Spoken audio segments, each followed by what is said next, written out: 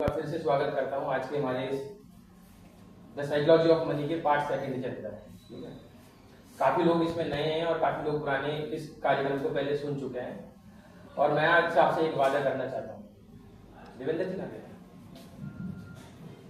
मैं आज आपसे एक वादा करना चाहता हूँ, वो ये है कि इस प्रेजेंटेशन को सुनने के बाद में यह प्रेजेंटेशन अगले 5 से 10 सालों तक आपको याद रहेगी। इसके अंदर जो बातें हमने जो करी है, पिछली प्रेजेंटेशन भी आपको काफी याद रहेगी। आपने मेरे को फीडबैक दिया था, काफी लोगों का फीडबैक आया था कि बहुत ही बढ़िया आपने बोला। और मैं जनरली कुछ नहीं बोलता, मैं तो किताबों की जो बातें होती है वे सब आपको बताता हूँ, लेकिन इस बार मैं कुछ आउट ऑफ द बॉक्स करने वाला हूँ, किताबों से बाहर निकलने वाला हूँ। अब की बार देखते हैं क्या होता है। तो स्वागत है आप सभी लोगों का इस कार्यक्रम के अंदर, साइकोलॉजी ऑफ मनी। आपको दिख रहा है? आपको दिख रहा है? थोड़ा चेयर वेयर लगा लेना अगर कोई दिख रहा है, सब अपने घर के लोग हैं।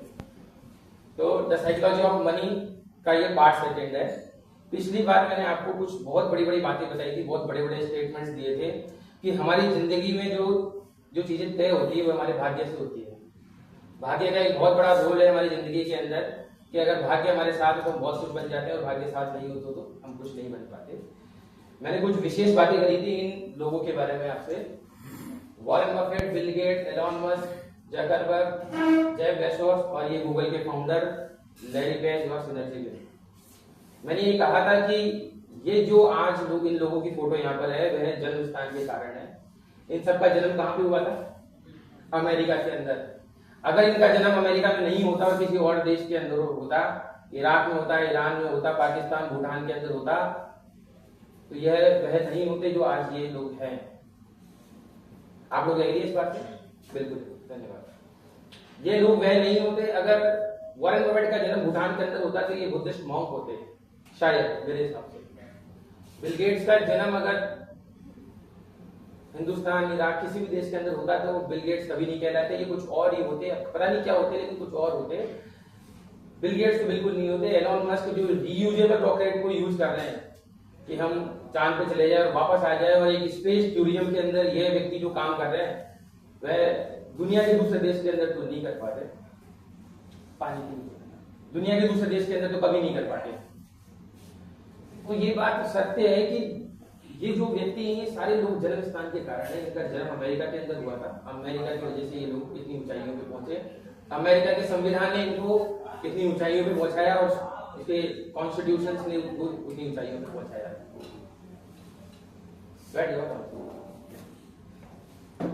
जब मैं प्रेजेंटेशन देकर उस दिन घर चले गया, तो घर जाने के बाद में मैं जनरली मेडिटेशन करता हूँ, ध्यान साधना करता हूँ, और मैं अगले 1 घंटे तक मैं बैठ गया ध्यान साधना के अंदर। और मेरे मन में कई तरह के विचार आए। वह विचार ये थे कि क्या जन्म स्थान ही तय करता है कि आप क्या बनोगे, या और भी कुछ चीजें होती है जो तय करती है? तो मेरे मन और मेरे मस्तिष्क ने ये मानना छोड़ दिया कि जन्म स्थान ही तय करता है। और मुझे उस दिन ये फील हुआ कि मैंने आपको पिछली प्रेजेंटेशन के अंदर अर्ध सत्य बताया था, आंशिक सत्य बताया था।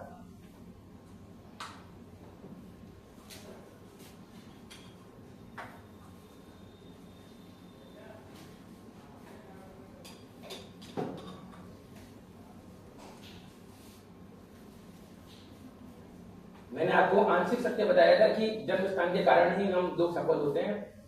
मुझे लगा कि नहीं, इसके पीछे बहुत कुछ और गहरा राज है, बहुत कुछ गहरा सत्य है जो मैं आप सब लोगों को नहीं बता पाया। बिल गेट्स का जन्म अमेरिका के अंदर हुआ था, सिएटल के अंदर।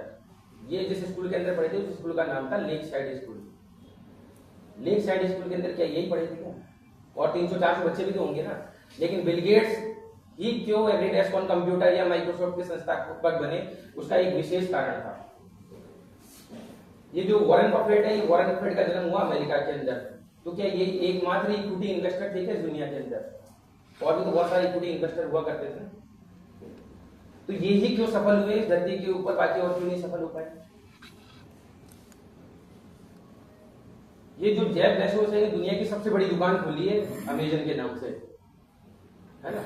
उससे पहले भी कई लोगों ने वॉलमार्ट के नाम से दुकान खोली, लेकिन उन्होंने जमीन पे खोली और इन्होंने सोशल मीडिया या जो भी इंटरनेट के माध्यम से दुनिया की सबसे बड़ी दुकान खोल ली। तो क्या यही व्यक्ति थे जिन्होंने स्टार्ट करा? लेकिन इनमें कुछ ऐसे विशेष गुण थे, कुछ ऐसी बातें थी। आप आराम से बैठे। इनमें कुछ ऐसी विशेष बातें थी कि जो दुनिया के और लोगों में नहीं थी, जन्म तो इनका महत्वपूर्ण रोल अदा करता ही करता है, उसको मैंने मान लिया, उसको मैंने प्रमाणित भी कर दिया और अपने मन से भी मान लिया कि हाँ ये बहुत बड़ा रोल अदा करता है।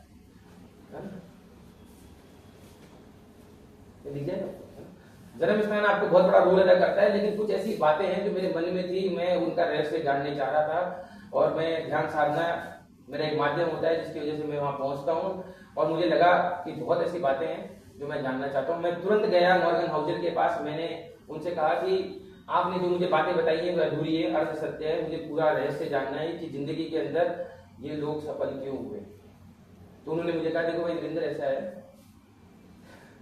कि मेरे को जितना पता था मैं तुम्हें बता दिया इस किताब के माध्यम से। अब तुम्हें और अगर आज सत्य जानना है तो मैं तुम्हें एक व्यक्ति का नाम बताता हूं जिसका नाम है स्टीफन आर कॉनवे। तुम्हें जाना पड़ेगा स्टीफन आर कॉनवे के पास में, वे तुम्हें बताएंगे कि आगे का सत्य क्या है। मैं तुरंत पहुंचा mister Stephen R Conway, Richard Conway के पास में। मैंने पूछा कि मैंने कहा कि मेरे को मॉर्गन हाउजर ने आपके पास भेजा है, मॉर्गन हाउजर से कह रहे हैं कि आपको कुछ आगे का रहस्य मालूम है, मुझे बताओ। उन्होंने मेरे को मेरे हाथ में एक किताब पकड़ा दी, the 7 habits of highly effective people, और कहा कि जाओ इसे पढ़ लो। मैं तुरंत लाइब्रेरी गया और किताब को पढ़ने लगा और लगातार 3 दिन तक मैंने किताबें पढ़ी, और जब 3 दिन के बाद में किताब कंप्लीट हुई तो भेद खुल गया सारा कि ये व्यक्ति जीवन के अंदर सफल क्यों हुए।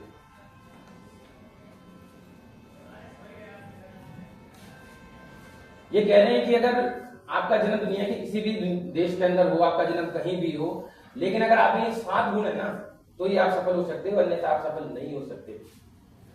तो मैंने कहा कि मुझे बताओ 7 राज क्या है, मैं बताऊं लोगों को, मैं जयपुर के लोगों को बताऊं कि ये 7 ऐसे गुण है अगर किसी व्यक्ति के अंदर होते हैं तो वह सफल हो सकते हैं।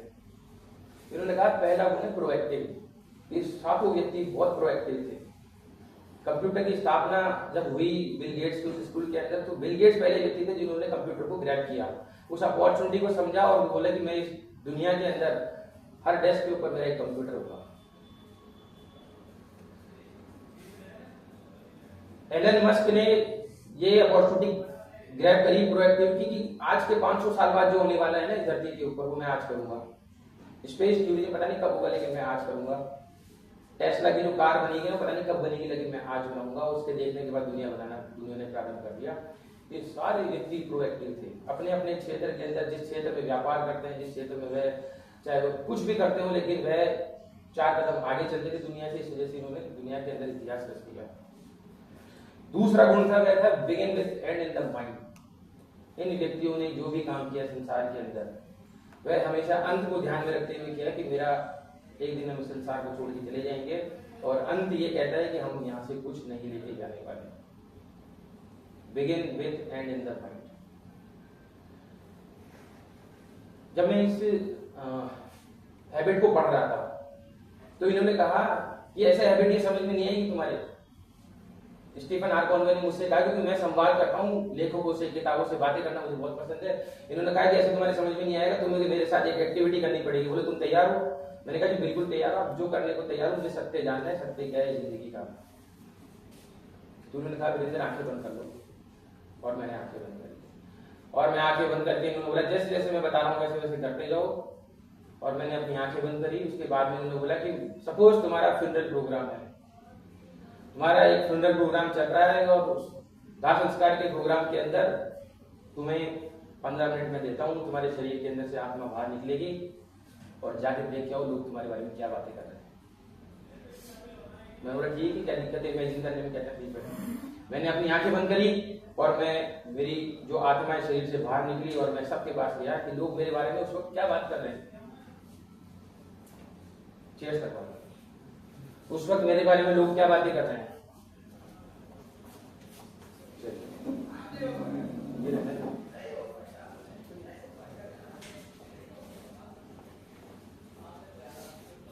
चेयर्स और लगो, आइए।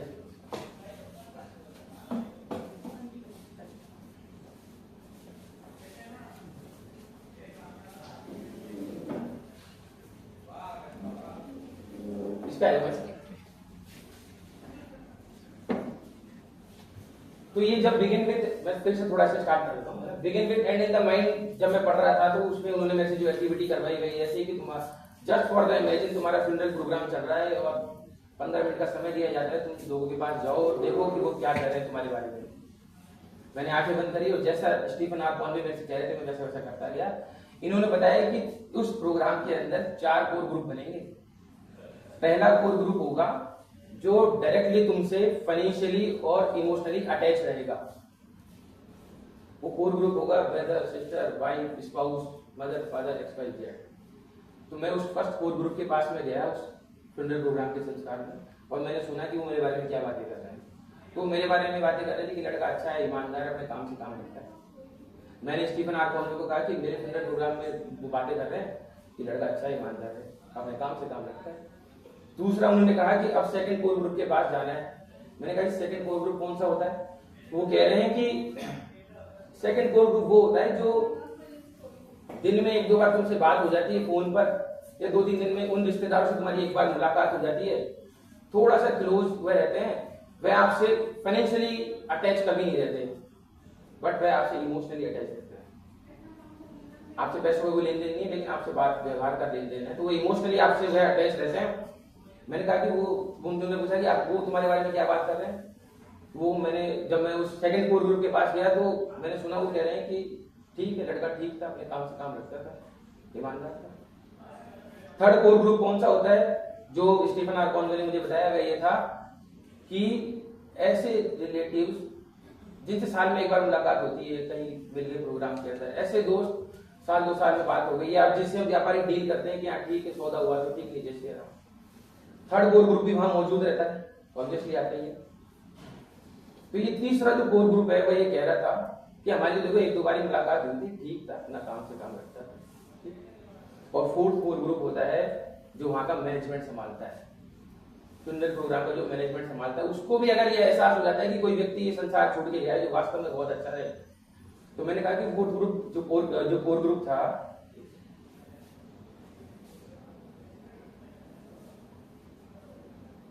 जो कोर ग्रुप था वह भी यही बातें कर रहा था कि कोई गया है यहाँ से जो बेहतरीन इंसान था। ये जो चारों कोर ग्रुप एक ही बातें करते हैं कि कोई गया है जो बेहतरीन इंसान था, यही हम साथ में लेके जाते हैं, इसके अलावा कुछ साथ में लेके नहीं जाते। ये सातों जो व्यक्ति है, इनके पास में begin with end in the mind का कंसेप्ट हमेशा से रहा है कि ये संसार हम छोड़ के जाएंगे और यहाँ से कुछ नहीं लेके जाएंगे, जो यहाँ पर है वो यहीं लेके जाएंगे। जिसमें से कई लोग फिलैंथ्रोपिस्ट बन जाते हैं, बाद में अपनी संपत्तियां दान कर देते हैं कि ठीक है यहीं से कमाए, यहीं वापस दे दिया। सेकंड जो हैबिट थी begin with end in the mind के साथ में लोग हमेशा जीवन में काम करते थे। बिल गेट्स ने removal of malaria from the earth के ऊपर काम किया, सफल हो गए। रिमूवल ऑफ द पोलियो के ऊपर काम किया, सफल हो गए। कल परसों ये मैं इनसे जुड़ा हुआ हूँ कहीं इंस्टाग्राम के ऊपर, कल परसों मैं देख रहा था कि ये जो बच्चों की जन्म दर के ऊपर जो मृत्यु होती है उसको ये रोकने के ऊपर है, और मेरे को मालूम है जब ये लग जाते हैं किसी काम के अंदर तो दुनिया में सफलता को प्राप्त कर लेते हैं। तीसरा, पुट फर्स्ट थिंग फर्स्ट। सबसे अच्छी जो हैबिट मुझे समझ में आई वो ये कि आप एक लिस्ट बनाओ कि जीवन के अंदर हमको कौन कौन से कार्य करने हैं, और जो पहला कार्य सबसे मुख्य है उस कार्य को लिखने के बाद बाकी जो लिस्ट के काम को उसको फाड़ के फेंक दो। हमें हमेशा परम लक्ष्य की ओर ध्यान देना है कि परम लक्ष्य इन व्यक्तियों का जीवन के अंदर क्या था। एक मैं आपको एक किताब के बारे में बताना चाहूंगा, उस किताब का नाम है द ऑटोबायोग्राफी ऑफ योगी। परमहंस योगानंद जी ने वह किताब लिखी थी। उस किताब के अंदर परमहंस योगानंद जी अपने एक फॉरेन मित्र के साथ में अमेरिका से भारत आए थे, और भारत आए तो उन्होंने एक लिस्ट बनाई कि मैं इन 15 से 20 लोगों से मिलना चाहता हूँ, और उस लिस्ट के अंदर एक व्यक्ति का नाम था महात्मा गांधी। महात्मा गांधी जी से वे अपनी फोर्ड की कार लेके पहुंच गए साबरमती आश्रम के अंदर, और उनसे वहां पहुंचे, उन्होंने सहयोगों से कहा कि मैं परमहंस योगानंद जी और मैं अमेरिका से आया हूँ, मेरे एक मित्र है, मैं गांधी जी से मिलना चाहता हूँ। तो उन्होंने कहा कि आज आप आए हो, बिल्कुल सही बात है, लेकिन आज गांधी जी का मौन व्रत है, आपको इंतजार करना पड़ेगा। शाम को खाना खाने के पश्चात गांधी जी मौन व्रत तोड़ेंगे और उसके मतलब खोलेंगे, और उसके बाद में फिर आपसे बात कर सकते हैं, आपके जो भी सवाल है जवाब देंगे। तो उन्होंने कहा कि देखो मैं बहुत दूर से आया हूँ, आप कहो कि मेरे को थोड़ी सी बात करनी, कुछ जीवन के रहस्य मैं जानना चाहता हूँ उनसे। तो जो सहयोगियों ने कहा वह ये था कि या तो आप गांधी जी के बारे में नहीं जानते, है ना, अगर इस धरती पे परमाणु बम फट जाए तो वे अपना मौन व्रत नहीं तोड़ेंगे, आपको शाम को इंतजार ही करना पड़ेगा। योगानंद जी और उनके मित्र बैठ गए वहां पे, चलो ठीक है शाम को देखते हैं। और शाम को जब क्या होता था कि वहां पे भोजन सबका एक साथ लगता था, उसमें पहला निवाला गांधी जी खाते थे, उसके बाद में सब लोग अपना खाना खाना प्रारंभ करते थे। सब लोग बैठ के चपाती और हरी चटनी सब लोगों को दी गई और गांधी जी ने पहला निवाला तोड़ा, हरी चटनी के साथ में निवाला खाया और खाना प्रारंभ कर दिया। उनको देखते ही परमहंस योगानंद जी हैं, उन्होंने भी पहला निवाला तोड़ा, हरी चटनी के साथ खाया और खाते ही उन्होंने गांधी जी की तरफ देखा, बोले that is why you are Gandhi ji. मुझे लगा ये कटाक्ष है, हिंदी के अंदर मैंने किताब पढ़ी थी, इसलिए आपको गांधी जी कहते हैं।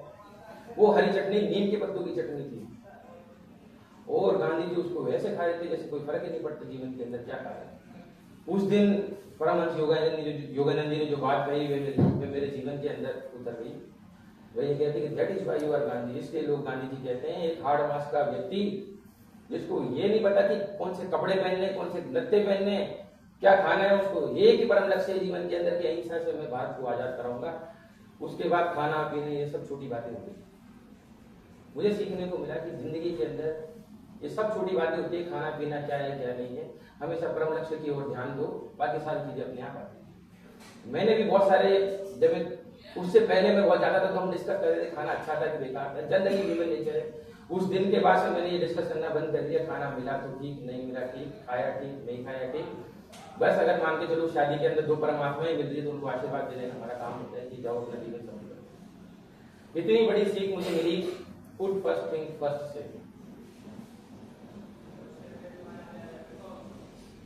एक शब्द होता है जिसको बोलते हैं धारणाएं। धारणाएं शब्द का जन्म हुआ आदि अनादि काल के अंदर, जब हम कुटुंब कबीले के अंदर रहा करते थे। उस कुटुंब कबीले में ये होता था कि ये 10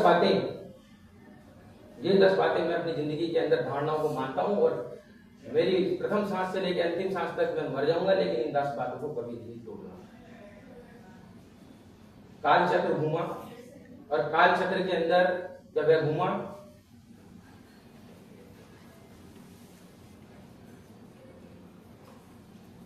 तो ये जो धारणाएं शब्द है इसने एक नया रूप लिया और धारणाएं शब्द के अंदर से नया शब्द बन के बाहर आया जिसको धारण कहते हैं।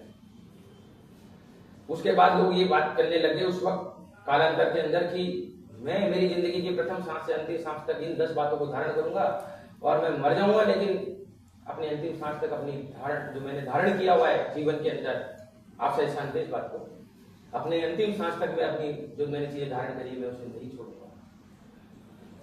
काल चक्र फिर बदला और इस जो शब्द है इसने नया रूप लिया जिसे धर्म कहते हैं। आज हम लोग उस चीज को बहुत फॉलो करते हैं कि हम जिस रिलीजन को हम फॉलो करते हैं हम उसी को फॉलो करेंगे और अंतिम सांस तक हम उसी को मानेंगे। ऐसा सब लोग हम लोग फॉलो करते हैं कि मैं अंतिम सांस तक इसी को फॉलो करूंगा। तो अभी जो शब्द चल रहा है उसको बोलते हैं धर्म, रिलीजन। ये 3 शब्द मैंने आपको बताया, धारणाओं से बना धारण, धारण से बना धर्म। भविष्य के अंदर एक नए शब्द की उत्पत्ति होने वाली जो मैं किताबें पढ़ के आपको बता रहा हूं वह है PMS, पर्सनल मिशन स्टेटमेंट। और मिशन स्टेटमेंट क्या मतलब होता है इसका? मिशन स्टेटमेंट का मतलब है कि जीवन के अंदर ये मेरा परम लक्ष्य है, इसके बाद में सारे लक्ष्य कुछ नहीं है। बिल गेट्स ने परम लक्ष्य माना एवरी डेस्क ऑन कंप्यूटर और स्थापित कर दिया। आज मैं भी इनकी बदौलत यहाँ पे रेडिएशन दे रहा हूँ। एलन मस्क ने बोला कि रीयूजेबल रॉकेट है, मानव सभ्यता के ऊपर काम करूंगा, ये मेरा मिशन स्टेटमेंट है, मैं मर जाऊंगा लेकिन इसके अलावा कुछ काम नहीं करूंगा। और ये लोग वैसे ही कहा। गूगल के जो फाउंडर है उन्होंने दुनिया का सबसे बड़ा सर्च इंजन बनाया, बोले मेरा यही मिशन स्टेटमेंट है, उसके अलावा बाकी सारी चीजें। आने वाले टाइम के अंदर हम लोग जब भविष्य के अंदर यहाँ से 200-500 साल तक आगे जाएंगे तो लोग इस तरह से बातें करेंगे कि आपका पर्सनल स्टेटमेंट क्या है, मिशन स्टेटमेंट क्या है जीवन का। सबको अपना अपना एक मिशन स्टेटमेंट उस पर लिखना पड़ेगा क्योंकि बाकी सारी चीजें बदल जाती है और दुनिया बदलती है। पुट फर्स्ट थिंग फर्स्ट, जो परम लक्ष्य है वही लक्ष्य है, उसके अलावा सारी चीजें बेकार। Think win win. Think win win अगर आप देखोगे ना तो बिल गेट्स ने बनाया एक सॉफ्टवेयर जिसको माइक्रोसॉफ्ट हम कहते हैं और इन्होंने कहा कि गूगल को आप आओ, ये आपका जो सर्च इंजन है मेरे सॉफ्टवेयर के अंदर चलाओ, आप भी जीतो मैं भी जीतू। और गूगल के सर्च इंजन ने बोला कि मगर मार्केटर को आप आओ अपना सोशल मीडिया का प्लेटफॉर्म हमारे सर्च इंजन के अंदर चलाओ, तुम भी जीतो हम भी जीते। इस तरह की भावना के साथ में ये काम करते थे। बिल गेट्स कहते हैं कि या तो थिंक विन विन या फिर deal cancel. I win you lose कभी संभव नहीं है, तुम भी जीतो हम भी जीते। भारत के अंदर पार्टनरशिप मैक्सिमम 3.5 साल तक चलती है, उसके बाद ब्रेक हो जाती है। अमेरिका में पार्टनरशिप चलती है पीढ़ियों तक। पिताजी ने भी पार्टनरशिप करी है, बच्चे भी पार्टनरशिप से आगे बढ़ रहे हैं, क्योंकि उनके पास पता है थिंक विन विन की, उनके पास फॉर्मूला है कि तुम भी जीतो हम भी जीते, क्या दिक्कत है, संसार बहुत बड़ा है, हमको दुनिया जीती। Seek first to understand then to be understood, पहले समझो करना क्या है, फिर कहो कि हाँ मैं समझ गया। मैं बहुत पहले भगवत गीता सुनता था जब मैं छोटा था, 7th-8th क्लास के अंदर। उसमें एक प्रवचन देने वालों ने बड़ा अच्छा बताया मुझे कि जब मैंने पहली बार भगवत गीता लोगों को समझाई तो लोगों को समझ में आ गई। जब मैंने दूसरी बार लोगों को भगवत गीता समझाई तो लोगों को समझ में आ गई। तीसरी चौथी बार, जब मैंने 6ठी बार भगवत गीता समझाई तो मुझे समझ में आ गई कि ये कहना क्या चाहता है। First to be understand then to be understood, synergise. Bharat के लोग एनर्जी के ऊपर काम करते हैं, ये लोग सिनर्जी बोले मिलकर काम करेंगे, सिनर्जी के ऊपर काम करते हैं कि हाँ मिलकर काम करते हैं।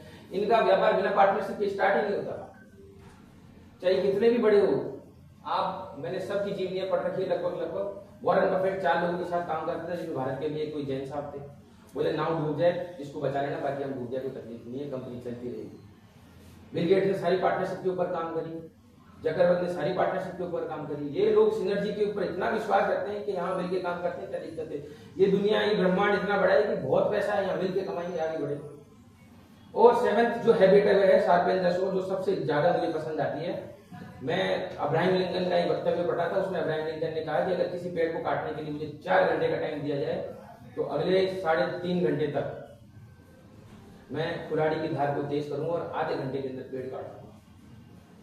अपनी कुल्हाड़ी की धार को इतना मजबूत करो कि आधे घंटे में पेड़ काट दो। जिस व्यापार में हो उस व्यापार की सारी किताबें पढ़ डालो, उस व्यापार की सारी स्किल्स सीख डालो और इतना मजबूत हो जाओ कि मैं तो कह रहा हूँ, ये तो फिर भी आधे घंटे बोल रहे, मैं तो कह रहा हूँ 1 झटके में पेड़ को काट डालो, इतनी ताकतवर आप बन जाओ, क्या दिक्कत है। इन्होंने कहा कि 7 हैबिट्स अगर होती है तो आप अमेरिका के दुनिया की किसी भी जगह जन्म ले लो, आप सफल होंगे ही होंगे।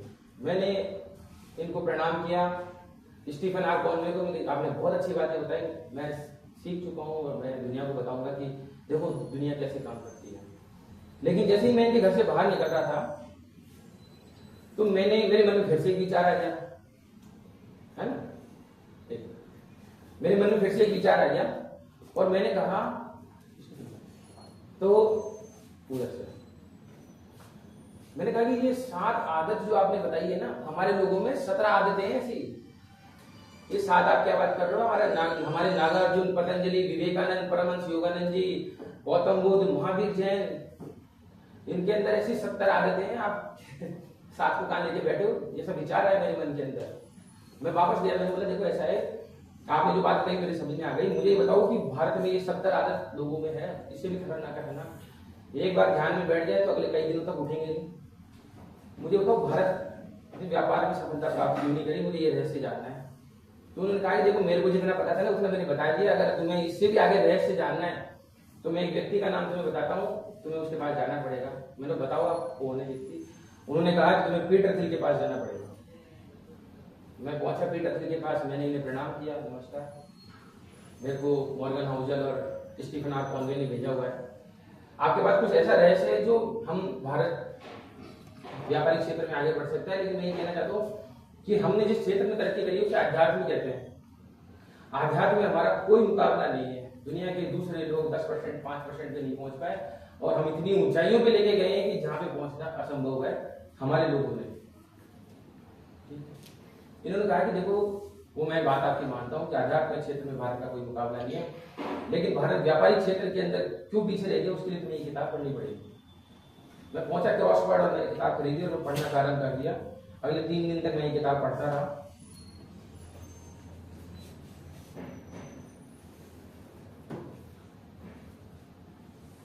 अगले 3 दिन तक मैं ये किताब पढ़ता रहा और किताब पढ़ने के बाद में फिर से सारा रहस्य भूल गया। मुझे पता चल गया कि हम लोग कहाँ कमी कर रहे हैं, कहाँ पीछे रह रहे हैं। इन्होंने कहा कि भारत इस पे काम नहीं करता 0 to 1 के ऊपर। मैं कि क्या चीज है, मुझे थोड़ा खुल के बताओ। बोले देखो 0 to 1 का मतलब होता है इनोवेशन, इन्वेंशन, सॉल्यूशंस। इन तीनों शब्दों पे भारत काम नहीं करता, भारत काम करता किसी और चीज के ऊपर। इस दुनिया के अंदर जिस भी क्षेत्र के अंदर आप उतरो, इनका ऐसा कहना है, वो आपसे पहले मौजूद नहीं होना चाहिए और आपके बाद उस पर कोई काम करने वाला नहीं बचना चाहिए। गूगल का सर्च इंजन दोबारा कोई नहीं बनाने वाला है धरती के ऊपर, कुछ और ही बनाएगा अगर आगे बढ़ना है तो। और सर्च इंजन उसने बना दिया तो वो संघर्ष ही करता रहेगा जिंदगी पर। एवरी डैश ऑन कंप्यूटर दुनिया में दूसरा कोई करने वाला नहीं है, क्योंकि बिल गेट्स के पहले नहीं था और बिल गेट्स के बाद में अब नहीं होने वाला भी नहीं है। रीयूजेबल रॉकेट एलन मस्क जिस चीज के ऊपर काम कर रहा है उसको दूसरा व्यक्ति कोई काम करने वाला भी नहीं है। तो ये लोग जो काम करते हैं कि जो चीजें मौजूद नहीं थी, जीरो, तो उसके बाद उन्होंने 1 का फॉर्मूला बनाया और पूरी दुनिया के अंदर सफलता प्राप्त कर ली। मुझे आपकी बात समझ में आ गई, बात तो सही करो, लेकिन हम तो छोटे व्यापारी, हम क्या करें? बोले आप देखो, भारत, उन्होंने बोला भारत ये करता है, भारत करता है 1 to N, cut copy paste, और कट भी नहीं करता, कॉपी पेस्ट सप्लाई दुनिया को अंदर, ठीक है, ये सब फोटो कॉपी लगाओ, सबको भेज दो, 1 to N। बोले ठीक है, देखो आप जो कह रहे हो बातें सही है, लेकिन हमें सॉल्यूशन पे काम करना है। बोले देखो आपको ठीक है जो कर रहे हो वो करो, है ना, और मेरे को रहस्य पता चलेगा कि अब काम कहाँ पे करना है, 0 to 1 पे करना है कि 1 to N के ऊपर करना है। और मैंने इनको फिर प्रणाम किया कि धन्यवाद आपका, आपने बहुत अच्छी बातें बताई और अब मैं इजाजत चाहता हूँ। और जैसे ही मैं जाने लगा इन्होंने मेरा हाथ पकड़ लिया, इन्होंने कहा तुम कहाँ जा रहे हो? मैंने कहा आपने सारी बात बता दी, सब ब्रह्म ज्ञान की प्राप्ति होगी, आप नहीं जाने दो। इन्होंने कहा नहीं, तुम भी उन लोगों की तरह हो जो केवल सुन के चले जाओगे। आज वीरेंद्र तुम्हें बताना पड़ेगा कि तुम्हारी जिंदगी का 0 to 1 क्या होगा। मैंने कहा कि आपको 1 घंटा देना पड़ेगा, 1 घंटा में ध्यान करूंगा, उसके बाद बताऊंगा आपको करना है। मैं बैठा, आंखें खोला, आंखें खोलने के पश्चात मैंने कहा कि कोई 0 to 1 वैसे नहीं हो पाएगा, क्योंकि ये युग पुरुषों का काम होता है, दुनिया के 2% लोग करते हैं, मेरे बस की बात नहीं। 1 to N में भी मैं कुछ कर सकता हूँ। बोले कुछ तो बताओ क्या करोगे? लेकिन जयपुर में एक काम कोई नहीं कर रहा कि किताबें पढ़ के लोग प्रेजेंटेशन कोई नहीं दे रहा, मैं दे सकता हूँ। मैं लोगों को ये बता सकता हूँ कि कार्य किस प्रकार, मतलब किताबें क्या कहती है। राजस्थान में ये काम कोई नहीं कर रहा, तो शायद मैं ये कर सकता हूँ ना। ठीक है, कुछ तो करो, कुछ तो अलग करो अपने व्यापार के अंदर। आज तक भारत का एक हलवाई समोसे का आकार चेंज नहीं कर पाया, वही तिकोना समोसा सदियों से चल रहा है। कोई गोल समोसा बना के तो दिखाए, उसको डर लगता है, पता नहीं लोग खरीदेंगे कि नहीं खरीदेंगे। इतना डरते हैं हम लोग। हम जिस क्षेत्र के अंदर हैं उस क्षेत्र के अंदर जरा सा इनोवेशन से ऐसा डर लगता है, पता नहीं क्या होगा।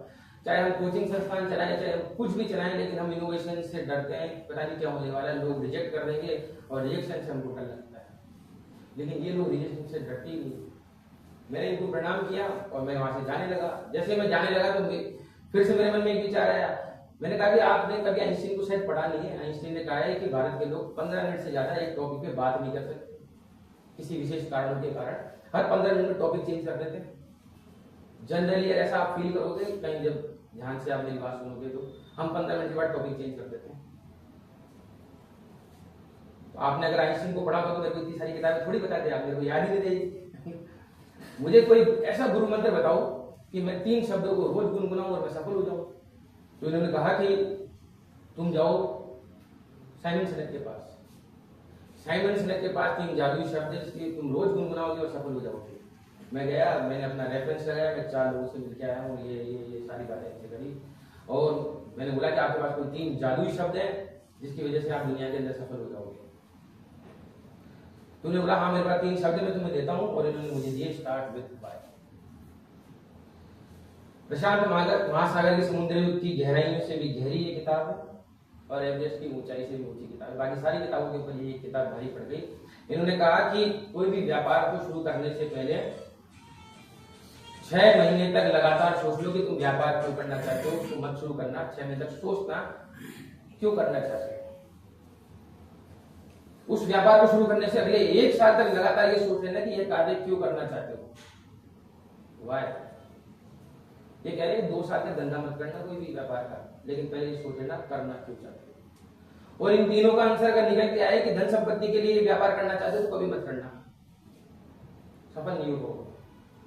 लेकिन धन संपत्ति के अलावा कुछ और सॉल्यूशंस निकल के आते हैं, मानव सभ्यता, इनोवेशन, इन्वेंशन या सॉल्यूशंस का कोई आंसर निकल के आएगा, तुरंत व्यापार शुरू कर देना और तुम्हारी जिंदगी का वाई क्लियर हो जाएगा। बात बहुत गहरी थी और मैं क्या पर्सनली लेता हूं अपने ऊपर कि मेरा वाई क्या है जिंदगी का। तो मेरे को लगा कि हमारे यहाँ पे जो एडवाइजर काम करते हैं ना, जैसे LIC एडवाइजर अगर हमारे घर पे आता है तो कहता है सर ये जहां से अच्छा जीवन आनंद हमारा, कोई भी बात पूछ लो ये आंसर होगा उसका। हमारे यहाँ पे आईसीआईसी म्यूचुअल फंड से कोई एडवाइजर आता है तो कहता है सारे जहां से अच्छा आईसीआईसी म्यूचुअल फंड हमारा, दूसरा बात ही नहीं करता। हमारे यहाँ पर एचडीएफसी म्यूचुअल फंड से कोई एडवाइजर आता है तो कहता है सारे जहां से अच्छा एचडीएफसी म्यूचुअल फंड हमारा। They are representing their companies in front of the customers, but कोई भी यहाँ पे ऐसा व्यक्ति नहीं है जो कस्टमर को रिप्रेजेंट करे कंपनी के सामने की ये हमारे ग्राहक है, इनकी ये समस्या है, आपके पास इसका सोल्यूशन है कि नहीं है। तो मैंने कहा कि आज के बाद में मैं ये काम करूंगा, I will represent my customer in front of the companies. मैं किस कंपनी से आया हूँ मुझे खुद को नहीं पता, लेकिन मैं आपके लिए बताऊंगा आपकी क्या सोल्यूशन समाधान है, सॉल्यूशंस है या समस्याएं हैं, उनको मैं समाधान करूंगा उनके सामने।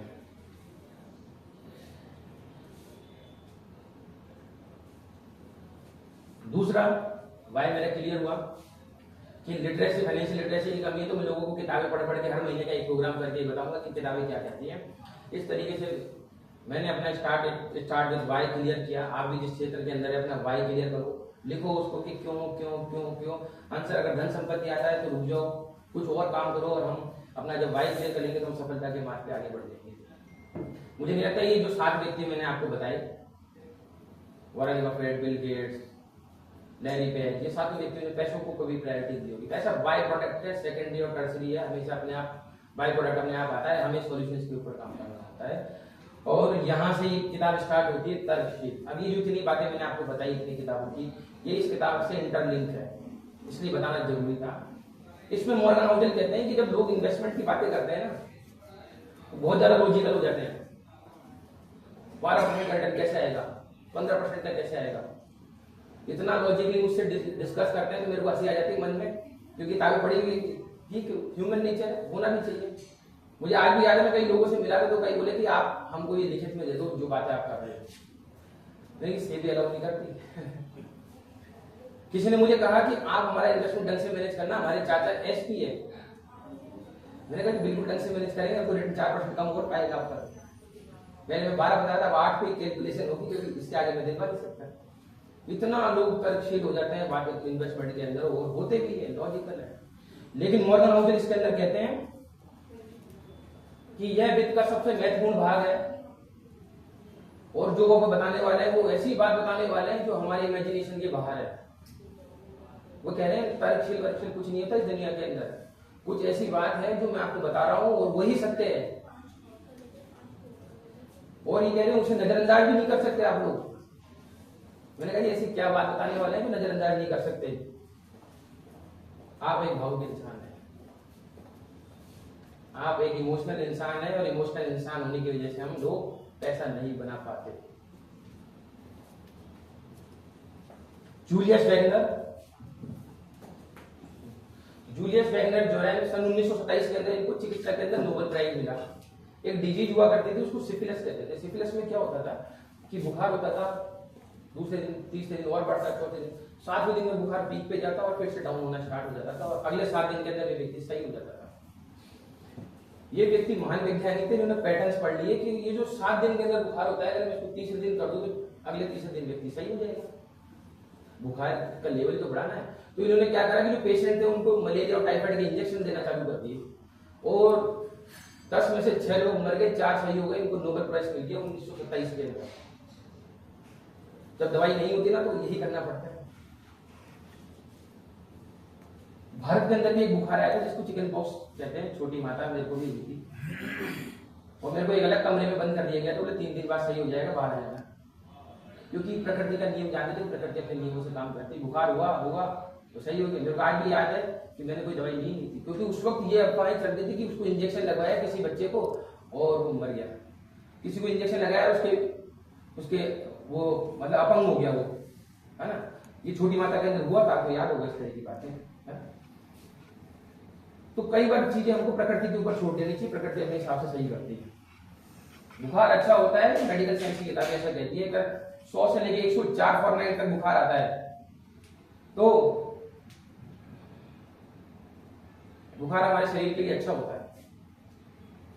वहां पे विशेष तरह की क्लासें लगती है कि अगर इतना बुखार है तो दवाई बदलेगा कभी भी। बुखार हमारे इम्यून सिस्टम को मजबूत करता है, रोग प्रतिरोधक क्षमताओं को और मजबूत करता है। जब भी हम बच्चों को वैक्सीन लगाने जाते हैं तो उस वैक्सीन के अंदर ये कहते हैं कि अगले दिन बुखार आएगा, आप डरना मत। ऐसे ही होता है बेटा, ऐसे डरना मत, बुखार नेचुरल चीज है। लेकिन अगर ज्वर लाभदायक है तो हम मेडिसिन क्यों लेते हैं? क्योंकि मानव कष्ट झेल नहीं सकता है। कितना भी समझा लो बुखार भर दवाई लेंगे, क्योंकि हम कष्ट झेल नहीं सकते। ह्यूमन नेचर है, भगवान ने हमको ऐसा ही बनाया है। इस शेयर मार्केट को भी बुखार आता है और अभी बुखार आ रहा है। इस बुखार के अंदर क्या होता है कि शेयर मार्केट का टेम्परेचर डाउन होता है एक विशेष समय तक और फिर से बढ़ना प्रारंभ कर देता है। और ये बुखार क्यों आता है मालूम है? मैं बहुत सारे इन्वेस्टर्स को मैनेज करता हूँ, पहले दिन SIP करती है, 14 दिन फोन करते हैं कि पैसा निकाल दो, बहुत ज्यादा जरूरत है। मैंने कहा जी सेविंग अकाउंट नहीं है ये इन्वेस्टमेंट अकाउंट है। बोले नहीं आप पहले निकाल दो, बाद में देखेंगे। उन लोगों को बाहर करना बहुत जरूरी होता है कि उन्होंने म्यूचुअल फंड के अकाउंट को क्या बना दिया, सेविंग अकाउंट बना दिया। दूसरा, बहुत सारे ऐसे IPO आए थे, मोटरसाइकिल सर्विस सेंटर वाले ने IPO बोला, पता नहीं कितने लाख की जरूरत थी, करोड़ों रुपए खाते में डाले थे। तो मोटरसाइकिल रिपेयरिंग वाले के IPO के अंदर लोगों ने ये कर दिया। तो ऐसे भी लोगों को बाहर निकालना बहुत जरूरी है इस मार्केट से। तीसरा, जब लोग म्यूचुअल फंड में निवेश करते हैं तो वो ये मान लेते हैं कि यहाँ पे गारंटेड 15% का ब्याज मिलेगा। उनको ऐसा लगता है, एडवाइजर्स भी कई बार इस प्रकार ही समझाते थे गारंटेड मिलेगा।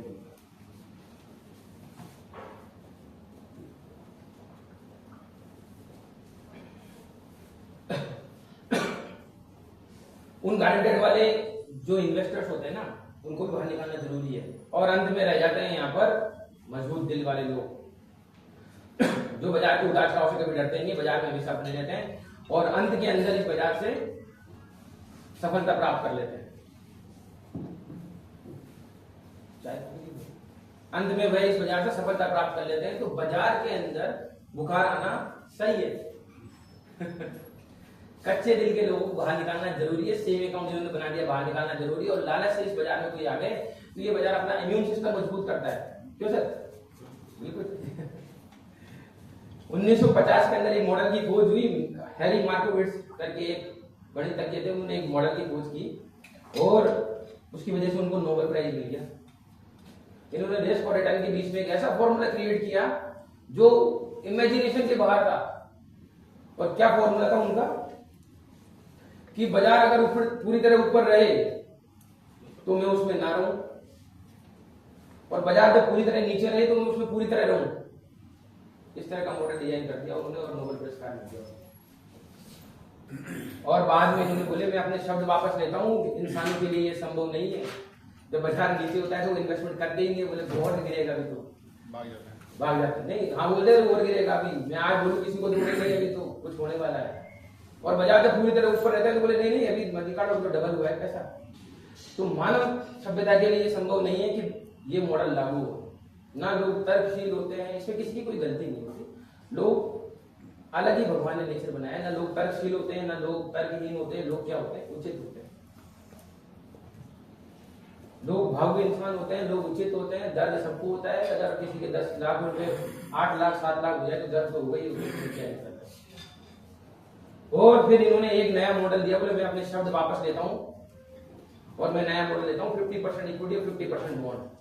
अब इनका मॉडल वापस से पढ़ते हैं कि बाजार जब पूरी तरह ऊपर रहे तो मैं उसमें ना रहूं, 50% बॉन्ड है मैं उसमें नहीं हूं। और बाजार जब पूरी तरह रहे तो मैं उसमें रहूं, 50% इक्विटी है मैं उसके अंदर हूं। ये फॉर्मूला चलिए और दुनिया में पहली बार पोर्टफोलियो डाइवर्सिफिकेशन यहां से प्रारंभ हुआ। क्यों सर? ये 3 शब्द मेरे को बड़े अच्छे लगे। मुझे लगा कि इसको लेना चाहिए, सब लोगों को बताना चाहिए। देशी पक्षपात। आप कौन से देश में रहते हैं सर? आप भारत में। आपका इन्वेस्टमेंट कौन सी कंट्रीज के अंदर? इंडिया में ऑलमोस्ट 90%। आपका जन्म अगर चाइना में होता तो कौन सी कंट्री में इन्वेस्टमेंट होता? चाइना। इसका मतलब ये है कि जिस देश के अंदर हमारा जन्म होता है ना, हमारा इन्वेस्टमेंट भी वही होता है। अगर हम सब लोगों का जन्म ताइवान के अंदर होता तो हमारा इन्वेस्टमेंट ताइवान में होता। और ये कहने का ये बात सही है, हमें राइट इन्वेस्टमेंट करना चाहिए, देशी पक्षपात करना चाहिए। तो ये कह रहे हैं कि हमें राइट इन्वेस्टमेंट करना चाहिए, हमें ग्लोबली भी देखना चाहिए कि चीजें क्या हो रही है क्या है। बात तो सही है। 5% अगर कहीं फॉरेन में इन्वेस्टमेंट हो गया तो वो फंड मैनेजर की वजह से हुआ है कि उन्होंने एलोकेशन कर दिया। अदरवाइज गलती से हमारा जन्म भूटान में होता तो शायद इन्वेस्टमेंट करती। सब कुछ यहाँ अपने आप हो रहा है, हमारे हाथ में कुछ नहीं है। दूसरा, ये बात सच है और ये बात बिल्कुल सच है कि मुझे कोई अंदाजा नहीं है कि कल क्या होने वाला है। क्यों जी? कोई अंदाजा नहीं कल क्या होने वाला है। लेकिन आज की प्रेजेंटेशन के बाद जब मैं फिर से आपसे मुलाकात करूंगा कहीं ऑफिस में, कहीं किस जगह, बात हमारी ये होगी कि इस साल मार्केट का क्या रिटर्न रहेगा। मानव स्वभाव, लोग उचित होते हैं। ये बड़ा प्यारा चैप्टर है, अप्रत्याशित। ये कहता है कि इतिहास का अध्ययन जरूरी है, लेकिन उससे भविष्य का निर्माण नहीं किया जा सकता। इतिहास का अध्ययन जरूरी है, लेकिन उससे भविष्य का निर्माण नहीं किया जा सकता। इतिहास हमें ये बताता है कि भविष्य में किस प्रकार कार्य करना है और हमारे पूर्वजों ने पहले क्या क्या गलतियां करी है। हमें वो गलतियां रिपीट नहीं करनी है, भविष्य में अच्छा निर्माण करना है। फिर इन्होंने अपना एक पंच मार दिया कि निवेश के ऊपर ये बातें लागू होती है। अभी किन पे लागू होती है ये समझते हैं। अंतरिक्ष विज्ञान, ये पृथ्वी अपने अक्ष के ऊपर 24 घंटे में एक चक्कर लगाती है। आज के 5 लाख साल पहले भी यही ऐसे ही चक्कर लगाती थी और आज से 50,000 साल बाद भी ये पृथ्वी ऐसे ही 24 घंटे में चक्कर लगाएगी। तो अंतरिक्ष विज्ञान में डेटा एनालिसिस करना बहुत जरूरी है, क्योंकि कुछ बदल ही नहीं रहा, जो हो रहा है सही हो रहा है। चिकित्सा विज्ञान, चिकित्सा क्षेत्र, मेरे शरीर के अंदर बहुत सारे ऑर्गन्स हैं। इस ऑर्गन्स में एक ऑर्गन है जिसको किडनी बोलते हैं। 2500 साल पहले गौतम बुद्ध के जमाने में किडनी उसी प्रकार काम करती थी जैसे आज मेरे शरीर में कर रही है। क्यों सर? और आज के 5000 साल बाद में किडनी ऐसे काम करेगी जैसे आज कर रही है। तो डेटा एनालिसिस बहुत जरूरी है, क्योंकि यहाँ पे कुछ बदल ही नहीं रहा। लेकिन निवेश इस प्रकार कार्य नहीं करता, और निवेश जिस प्रकार कार्य करता है वो बहुत ही गजब बताया है इन्होंने, मतलब मेरी इमेजिनेशन के बाहर। 19वीं सदी और 20वीं सदी में 15 बिलियन लोगों का जन्म हुआ था उस कालखंड के अंदर, लगभग 1500 करोड़ लोगों का। और ये कहते हैं कि अगर 7 लोगों का जन्म नहीं होता ना इस धरती के ऊपर, ये दुनिया बड़ी खूबसूरत होती, अर्थव्यवस्था अलग होती और अलग ही दुनिया होती हमारी। अब ऐसे 7 लोग 1500, मतलब मैं मान सकता हूँ कि क्या इन्होंने स्टडी करी होगी इस किताब को लिखने से पहले। 7 लोगों के बारे में बताया इन्होंने।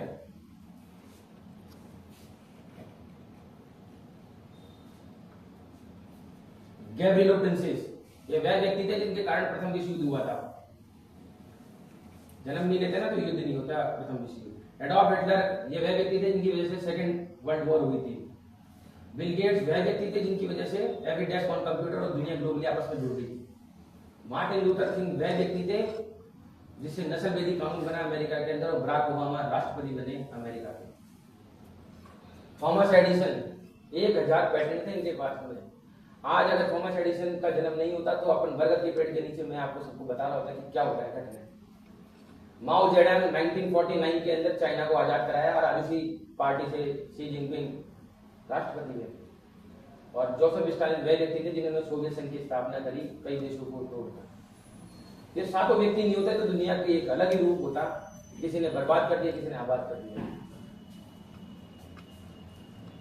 क्या कहते हैं कि अगर उस श्याम एडॉल्फ हिटलर के माता पिता आपस में लड़ लेते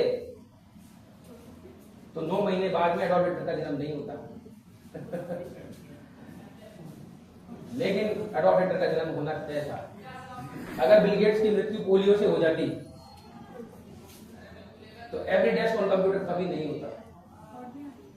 9/11 के दिन अगर सुरक्षा कर्मी अपना सही से काम कर लेते तो हजारों करोड़ रुपए अफगानिस्तान के ऊपर खर्च नहीं होते। दुनिया की तस्वीर कुछ और ही होती। तो निवेश किस पर डिपेंड करता है? भविष्य की घटनाओं पे। आज हम प्रेजेंटेशन दे रहे हैं और आज मैं किसी के साथ बैठ के प्लानिंग करूंगी, सब 20-25 साल बाद आपको 5 करोड़ रुपए मिल जाएंगे, और आज रात को न जाने कहां एडॉल्फ हिटलर का जन्म हो जाएगा। 25 साल बाद भारत में बम फोड़ दे और प्लानिंग दे दे। भविष्य हमारे हाथ में नहीं है।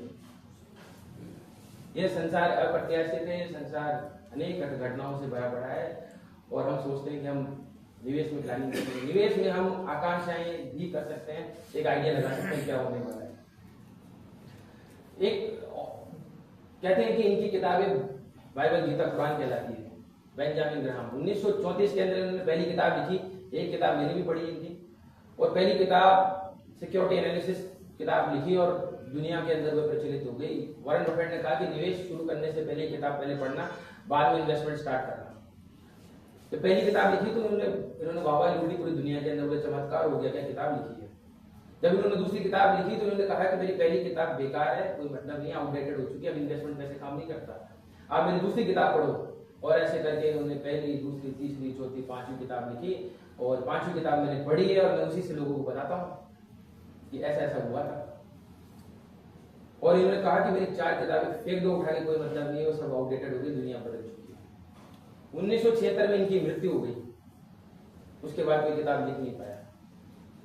इंटेलिजेंट इन्वेस्टर अगर जीवित होते 2026 के अंदर किताब होती तो वो बोलते मेरी 25 किताबें फेंक दो, उठा के 2026 की ये किताब जो है इसी को पढ़ो, इसी से सफलता को प्राप्त कर लोगे।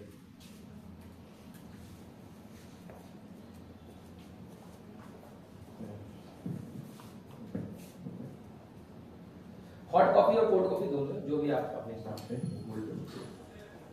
तो 2026 में अगर इन्होंने किताबें लिखी होती तो कहते, मैं ये कहना चाह रहा हूँ कि बेंजामिन ग्राहम जैसा व्यक्ति जो कहते हैं कि इनकी किताबें पढ़े बिना आप इन्वेस्टमेंट स्टार्ट मत करना, ये खुद इतने कंफ्यूज है कि इन्वेस्टमेंट कैसे मैनेज करना है, और हम सोचते हैं खुद मैनेज कर लेंगे। यहाँ पे ये व्यक्ति किताबें मैनेज नहीं कर पा रहा है, लिख लिख के एक किताब को लिखने में 10 साल लगते हैं और 10 साल के बाद बोलते हैं कि बेकार है किताब, इन दुनिया बदल चुकी है।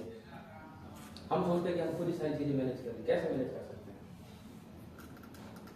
चैप्टर 12 भूल चूक त्रुटि के लिए जगह, बहुत बढ़िया चैप्टर है, 3-4 स्लाइड्स का ये चैप्टर है कि किसी भी योजना के लिए का सबसे बड़ा भाग वह होता है जब आप उस योजना की ऐसे प्लानिंग करें कि योजना उस दिन काम नहीं करे तो फिर क्या करेंगे।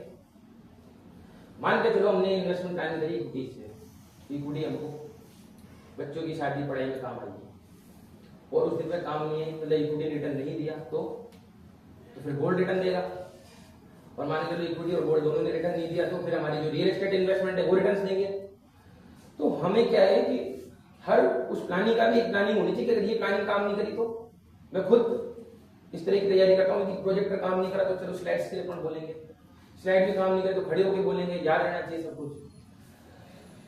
तो उस योजना के लिए काम करो जब हमारी योजनाएं काम ना करें। बिल गेट्स ने एक बार कहा था कि मेरी कंपनी के अकाउंट में हमेशा 1 साल का पैसा रहना चाहिए, लोगों का वेतन नहीं रुकना चाहिए। और सन 2008 के अंदर वॉरेन बफेट ने भी कहा कि मेरे कंपनी के अंदर पैसा रहना चाहिए, मेरे कर्मचारियों की वेतन नहीं रुकना चाहिए, चाहे मुनाफा हमारा कम ही क्यों ना हो जाए।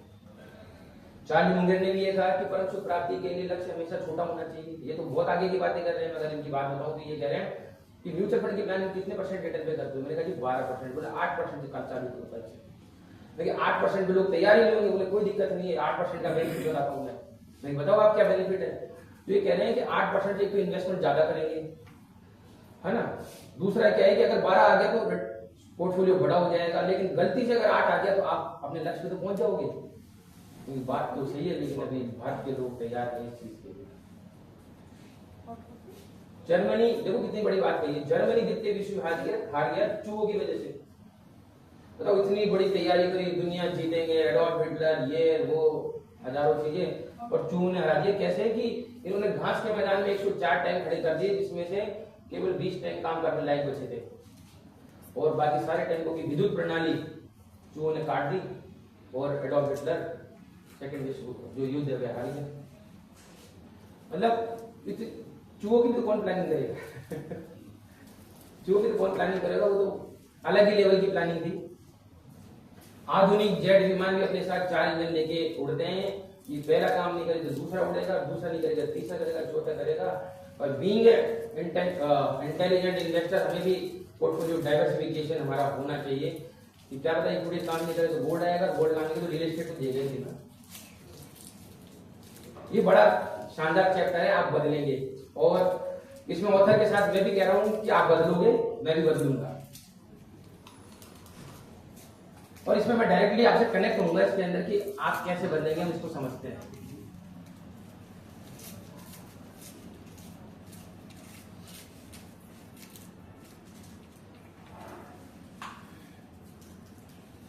लंबी अवधि की योजनाएं जितनी आसान प्रतीत होती है उससे अधिक कठिन होती है, क्योंकि आप बदल जाते हो।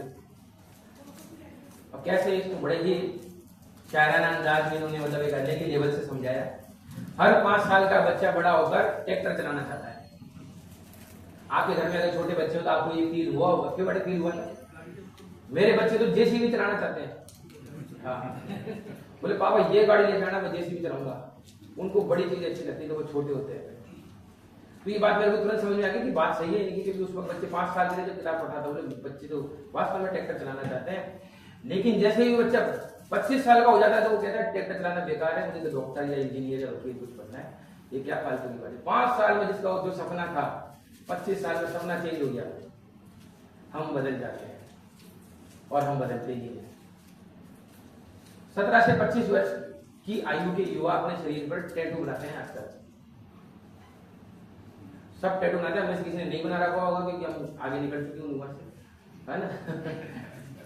लेकिन जैसे 35 से 40 वर्ष के वो बच्चे होते हैं तो वो डबल पैसा जाके देखकर उस टैटू को हटवाने जाते हैं, वो हटा दे उसको। ये बाजार में सही नहीं हो रही।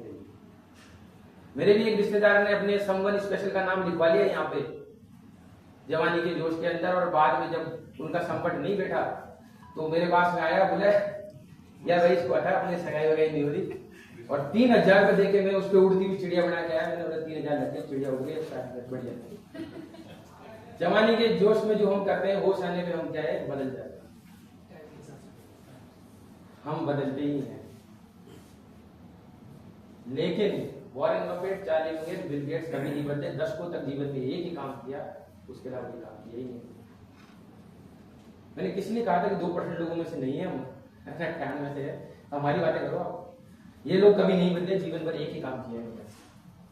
5 साल के बच्चों को जब वो उस वक्त कहो कि नहीं ट्रैक्टर नहीं चलाना तेरे को, तो वह अपने रोम रोम से आपका विरोध करने लगेगा, बोले नहीं ट्रैक्टर ही चलाऊंगा चाहे कुछ भी हो जाए। लेकिन जब बड़ा हो जाए अपने आप समझ जाता है कि नहीं ट्रैक्टर चलाना सही बात नहीं है। हमें ये मान लेना चाहिए कि हम बदलेंगे और जरूर बदलेंगे, और बदलता ही है। मैंने किसी भी ऐसे व्यक्ति की आज तक रिटायरमेंट प्लानिंग नहीं करी जो 25 साल का है, उसको 60 साल का बुढ़ापा नजर ही नहीं आता। लेकिन मैंने हर व्यक्ति की प्लानिंग करी जो 40 से 45 साल के हैं, क्योंकि उनके शरीर के अंदर परिवर्तन होना चालू कर देते हैं, शरीर की ऊर्जाएं कम हो जाती है। वो कहते हैं कि कुछ बचत कर लो, एक 10-20 हजार के सेविंग चालू कर दो, रिटायरमेंट में इतना पैसा चाहिए। 25 साल के व्यक्ति को कभी समझ में नहीं आएगा, उनको हर कुछ आईफोन दिखेगा, कुछ कार दिखेगी, कुछ चीजें दिखेगी, लेकिन उम्र के साथ में फिर हमको मेरे को मालूम होता है कि हाँ ठीक है, मैं कुछ नहीं कर सकता इसके अंदर। आप और मैं चैप्टर 14, ये चैप्टर हमें क्या कहता है? ऐसे लोगों का अनुसरण ना करें जिनका खेल आपसे अलग हो। ये बहुत बढ़िया चैप्टर है, ये सब लोगों के लिए है। 2012 के अंदर मैं आईसीआईसीआई म्यूचुअल फंड के अंदर मैनेजमेंट ट्रेनी था, और वहां मैं उनसे सीख रहा था म्यूचुअल फंड के दाव पेज। तो वहां पे एक अखबार आता था, टाइम्स ऑफ इंडिया। जनरली अखबार टाइम्स ऑफ इंडिया ऑफिस में ही आते हैं, घर पे तो बहुत नहीं के बराबर है। तो मैंने वहां जब अखबार पढ़ना प्रारंभ करा तो उसके अंदर एक बहुत बढ़िया आर्टिकल आया, यू डिजर्व फॉर इट। मैंने कहा डिजर्व फॉर इट बताओ क्या है? तो उसमें 20 लोगों के इंटरव्यू थे। 20 लोगों के जो इंटरव्यू थे वो ये कह रहे थे, जो रिपोर्टर था उनसे पूछा था कि हाँ जी माता जी आपने इस कंपनी में क्यों निवेश किया? तो उन्होंने बोला आंटी जी ने कि बेटा ये 2.5 साल में पैसा डबल कर रही थी। फिर रिपोर्टर ने पूछा कि 2.5 साल में पैसा डबल हुआ? बोले नहीं, कंपनी बढ़ गई। चलो ठीक है। और अंत में रिपोर्ट लिखता है यू डिजर्व फॉर इट। फिर उन्होंने एक रिटायरमेंट व्यक्ति का इंटरव्यू लिया, बोला कि आपने इस कंपनी में निवेश क्यों किया? तो उस व्यक्ति ने कहा कि ये 3 साल में पैसा डबल कर रहे थे। फिर रिपोर्टर ने पूछा पैसा डबल हुआ? बोले नहीं, कंपनी बढ़ गई। फिर रिपोर्टर ने कहा यू डिजर्व फॉर इट। ऐसे करके 20 लोगों के इंटरव्यू लिए, और 20 लोगों के इंटरव्यू लेने के पश्चात अंत में रिपोर्टर एक ही लाइन लिखता था यू डिजर्व फॉर इट। आप इस चीज को डिजर्व करते हैं। बात मेरे समझ में आ गई, और 2018 के अंदर मैं उस बात को अपने मन में लेके पहुंच गया सीकर के अंदर, और सीकर के एक सबसे बड़े एडवाइजर से मेरी मुलाकात। और मैंने कहा कि देखो म्यूचुअल फंड उसको रिटर्न नहीं दे रहा। 2018 के अंदर 7-8% की रिटर्न आ रहे थे, तो बड़ी मुश्किल से काम चल रहा था। तो मैंने कहा जब म्यूचुअल फंड के रिटर्न नहीं आ रहे तो आदर्श के अंदर 14% की रिटर्न कैसे दे रहे हैं? अखबार के अंदर ऐड देके मुझे इसमें कुछ मामला खराब लगता है ना। तो मुझे पता नहीं था कि वे जो है वो अध्यक्ष है वहां के आदर्श के, वो मुझसे झगड़ने लग गए। बोले आपका जो काम है म्यूचुअल फंड का उस पर बात करो, आप दूसरे सब्जेक्ट की बात करते हो। मैंने बात को संभाला, मैं ठीक है जैसी आपकी मर्जी, और मैं वहां से बाहर निकल के ठीक है मामला आया गया हो गया। और 2019 के अंदर आदर्श डूब गई। आदर्श की कंपनी सोसाइटी बन गई, और वो जो एडवाइजर थे वो भी गायब हो गए। फिर मैंने उनसे फोन पे बात की थी, क्या बात हो गई ये वो? मैं सर ये इसी लायक है। मैं तो उसी दिन समझ गया था यू डिजर्व फॉर इट। फिर 14% का ब्याज म्यूचुअल फंड में नहीं आ रहा, म्यूचुअल फंड में 25 आया तो मान सकते हैं कि आदर्श में 14 आ जाएगा, लेकिन यहाँ तो 6% आ रहा है। वह कैसे आएगा। तो ये बात मेरे समझ में आ गई कि आप और मैं एक अलग कहानी है। अब आखिर ये सब क्यों होता है, आखिर ये क्यों होता ही रहता है, और हम इन सब से सबक क्यों नहीं सीखते। वो आर्टिकल जो मैंने पढ़ा यू डिजर्व फॉर इट, उसके बाद हम सबक क्यों नहीं सीखते। और अगला जो आंसर जो मॉर्गन हाउजन ने दिया सीधे हमारे अहंकार पे लगभग चोट मारता है। लेकिन बात सत्य है तो मुझे बतानी पड़ेगी, क्योंकि मैं किताब से बाहर जाके कुछ बता नहीं सकता। तो उन्होंने मुझे क्या कहा, एक सामान्य उत्तर दिया कि लोग लालची होते हैं और लालच मनुष्य की एक विशेषता है। एक व्यक्ति ने मुझे कहा कि ये इस तरह की कंपनियां सदा तक भारत में रहेगी और दुनिया में रहेगी, क्योंकि सदा तक लालच रहेगा। 3 साल में पैसा डबल, 4 साल में पैसा डबल, ये रहेगा और पैसे डूबेंगे, कंपनी भागेगी, होना जाना कुछ नहीं है।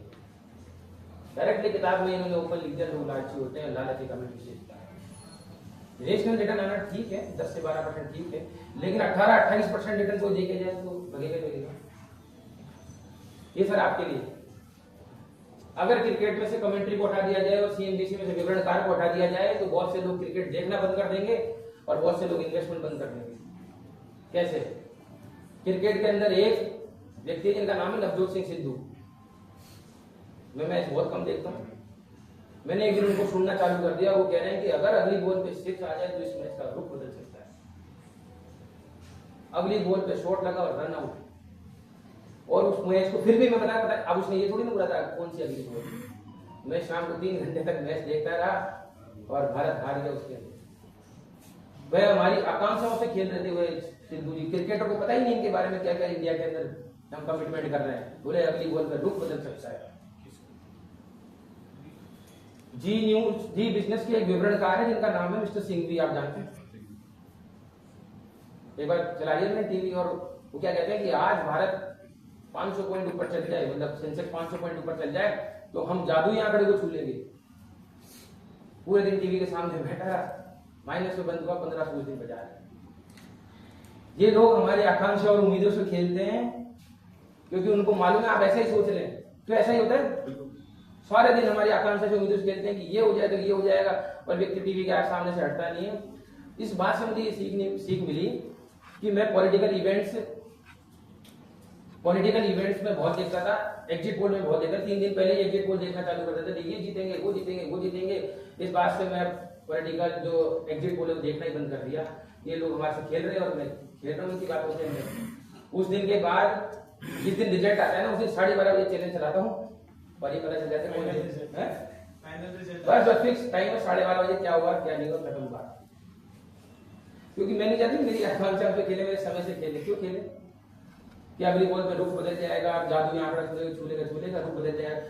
मैच भी देखता हूँ, लास्ट के 4 ओवर देखता हूँ, बस इतनी सी आकांक्षा उनको दे देता हूँ कि हाँ ठीक है, कुछ तो क्यूरियोसिटी बनी रहे हमारे अंदर, ऐसा ही होता है।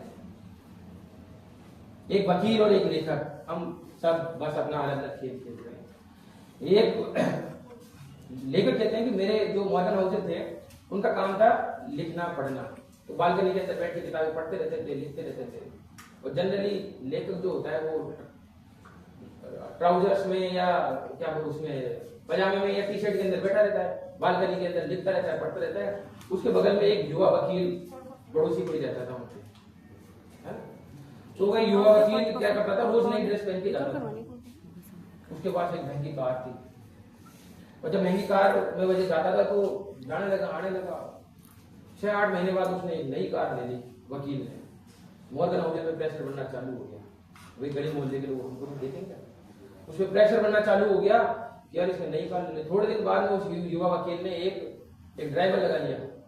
अब ड्राइवर टिफिन पानी की बोतल लेके छड़े पुलिस सर आओ, गेट खोले, बोले बैठो। अब मॉर्गन हाउजन पे और प्रेशर आ गया, बोले ये नहीं किया तो क्या किया, और उन्होंने अपनी गाड़ी चेंज कर दी अपने। अब प्रोफेशनल ड्रेस के अंदर बालकनी में बैठने लगे कि मुझे भी तो कोई नोटिस करे। बाद में उन्होंने देखा कि जो वकील है इसका तो काम ही तो इन्वेस्टमेंट है, अच्छे कपड़े पहन के नए लोगों से नहीं मिलेगा तो कौन मिलेगा। ड्राइवर जब चलाएगा गाड़ी तो उसकी ऊर्जा बचेगी, वो लोगों से ज्यादा बात कर पाएगा। गाड़ी बढ़िया लेगा तो वह लोगों से ज्यादा मिल पाएगा। तो उसका खेल अलग है, वकील का खेल अलग है। लेकिन फर्स्ट कौन गया? लेखक। भारत में 800 करोड़ लोग हैं, 800 करोड़ लोगों का 800 करोड़ खेल है भारत के दुनिया के अंदर, और भारत में 140 करोड़ खेल अलग है। हम सब अलग अलग खेल खेल रहे हैं। मैं क्या खेल खेल रहा हूँ मैं वही समझ सकता हूँ, और क्या खेल रहे हैं वो।